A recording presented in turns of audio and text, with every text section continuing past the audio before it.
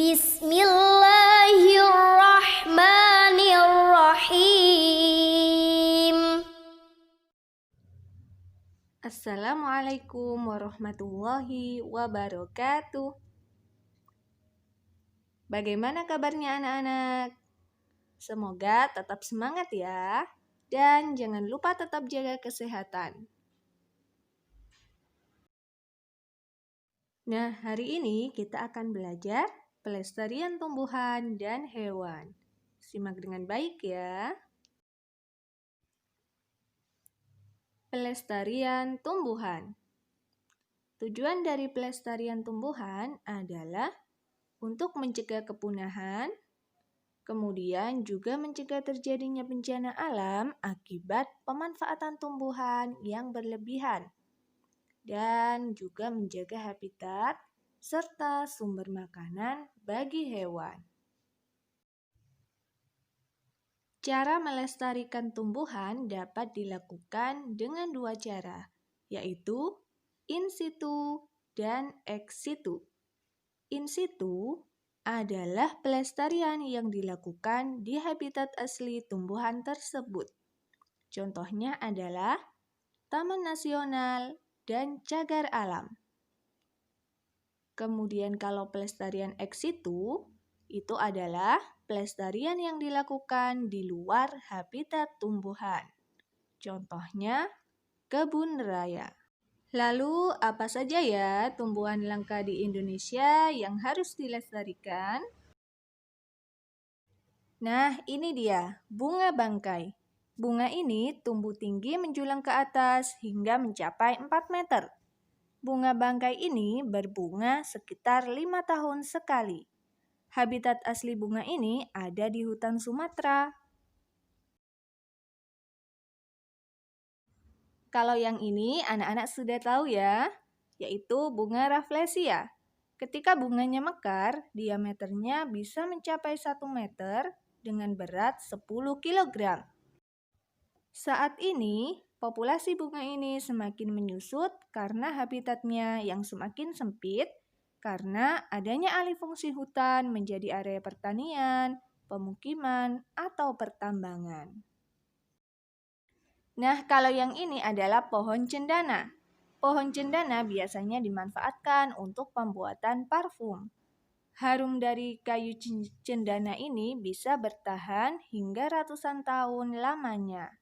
Sayangnya, pohon cendana bukanlah tumbuhan yang mudah untuk dibudidayakan, sehingga saat ini sudah berstatus tumbuhan yang terancam punah. Tumbuhan langka di Indonesia selanjutnya adalah pohon damar. Selain kayunya, pohon ini juga dimanfaatkan getahnya. Nah, kalau yang ini tumbuhan apa anak-anak? Ya, kantong semar. Tumbuhan karnivora ini sudah cukup langka sehingga harus banyak dibudidayakan agar tidak cepat punah. Selanjutnya adalah pohon ulin. Tumbuhan khas Indonesia, khususnya di Kalimantan.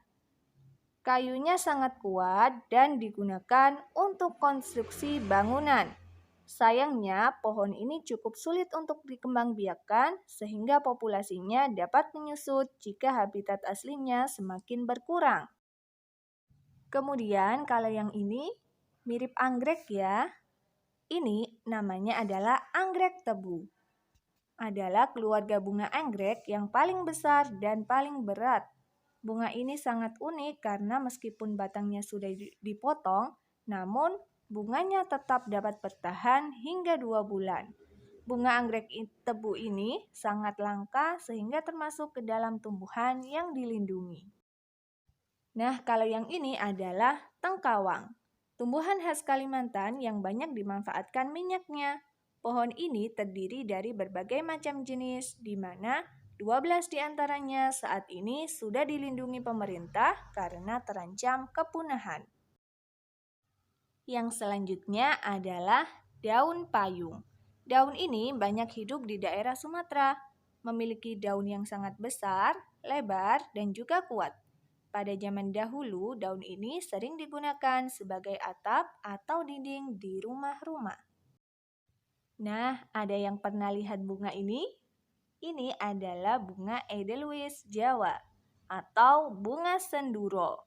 Bunga ini merupakan salah satu jenis bunga yang saat ini sudah sangat kritis keberadaannya. Bunga ini banyak hidup di daerah pegunungan di Jawa.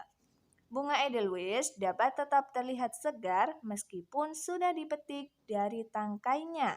Hal tersebut membuat banyak pendaki yang mengambil bunga ini sebagai kenang-kenangan. Akhirnya, populasi bunga ini menurun drastis dan kini sudah diambang kepunahan. Kemudian yang selanjutnya adalah pelestarian hewan. Pelestarian hewan bertujuan untuk mencegah kepunahan dan menjaga ketersediaan sumber makanan bagi hewan tertentu agar keseimbangan ekosistem tetap terjaga. Cara melestarikan hewan dapat dilakukan secara in situ dan ex situ. Pelestarian in situ yaitu pelestarian yang dilakukan di habitat asli hewan tersebut. Contohnya adalah Taman Nasional dan Suaka Marga Satwa. Kemudian kalau pelestarian ex situ adalah pelestarian yang dilakukan di luar habitat hewan. Contohnya adalah penangkaran hewan, kebun binatang, dan taman safari. Juga dapat dilakukan dengan melarang kepemilikan hewan langka dan juga membuat undang-undang tentang perlindungan hewan langka. Apa saja ya hewan langka yang ada di Indonesia? Ada burung cendrawasih, ada burung merak, kemudian ada monyet hitam, ada badak Jawa, ada komodo, ada anoa, kemudian elang Jawa, harimau Sumatera, dan orangutan Sumatera. Di antara contoh tempat pelestarian hewan yang ada di Indonesia adalah Taman Nasional Gunung Leuser yang ada di Provinsi Sumatera.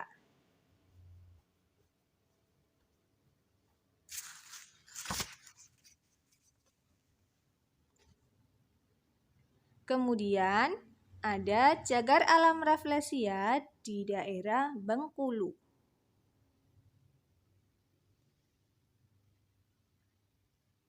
Ada juga Cagar Alam Pananjung Pangandaran yang ada di daerah Ciamis, Jawa Barat.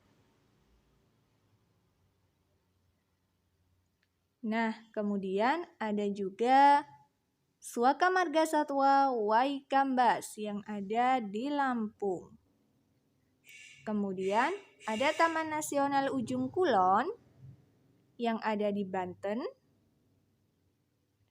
Nah, ini adalah tempat untuk melindungi badak bercula 1. Dan ada Taman Nasional Tengger.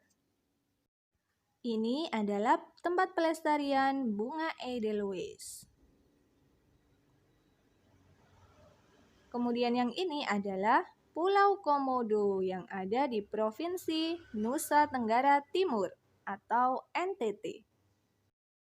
Kemudian kalau yang ini adalah Taman Teluk Cendrawasih yang ada di Provinsi Papua. Alhamdulillah ya, kita telah mempelajari pelestarian tumbuhan dan hewan.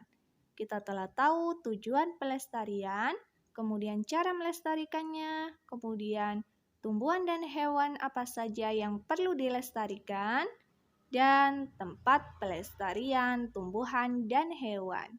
Semoga bermanfaat ya.